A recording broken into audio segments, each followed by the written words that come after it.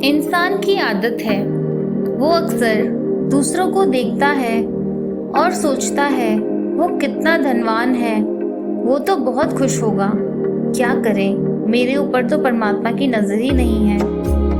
एक व्यक्ति था, भगवान की कृपा से उसको 2 वक्त की रोटी मिल जाती थी, सिर छुपाने के लिए घर भी था। सामान्य तौर पर उसका गुजारा ठीक चल रहा था, लेकिन वह अपनी जिंदगी से खुश नहीं था। हमेशा परमात्मा से कहता, तुमने मुझे कुछ नहीं दिया। लोगों के पास बड़े बड़े घर हैं, सुंदर गाड़ियां हैं, मेरे पास तो टूटा फूटा घर है।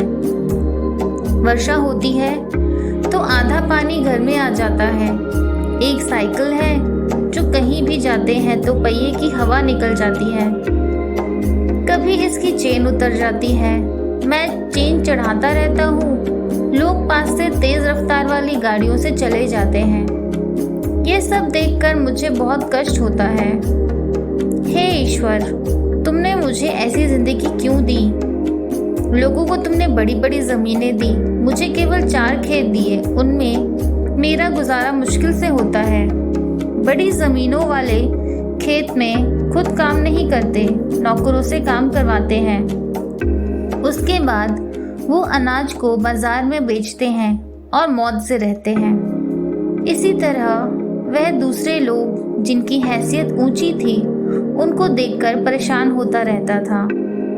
एक दिन वह व्यक्ति गांव से दूर एक शहर में गया। उसने देखा एक व्यक्ति जिसकी आंखें नहीं थी, वह परमात्मा का शुक्राना कर रहा था।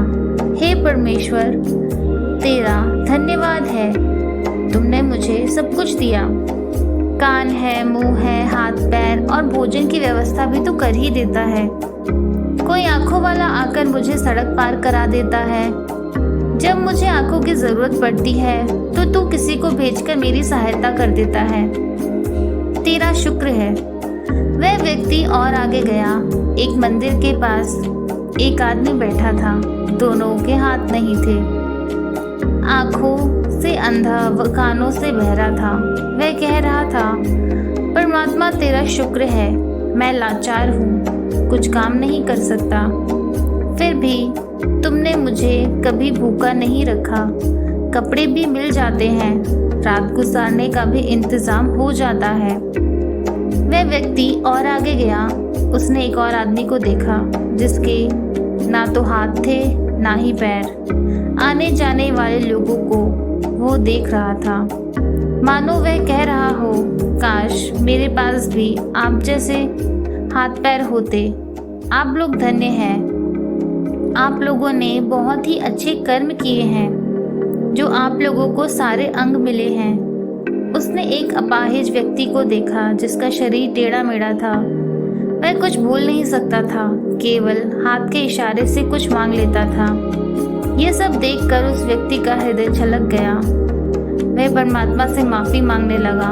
व्यक्ति ने कहा, हे परमेश्वर, तुमने मुझ पर कितनी बड़ी कृपा की है। सुंदर हाथ पैर दिए हैं, आँख, कान, नाक और जबान दी है।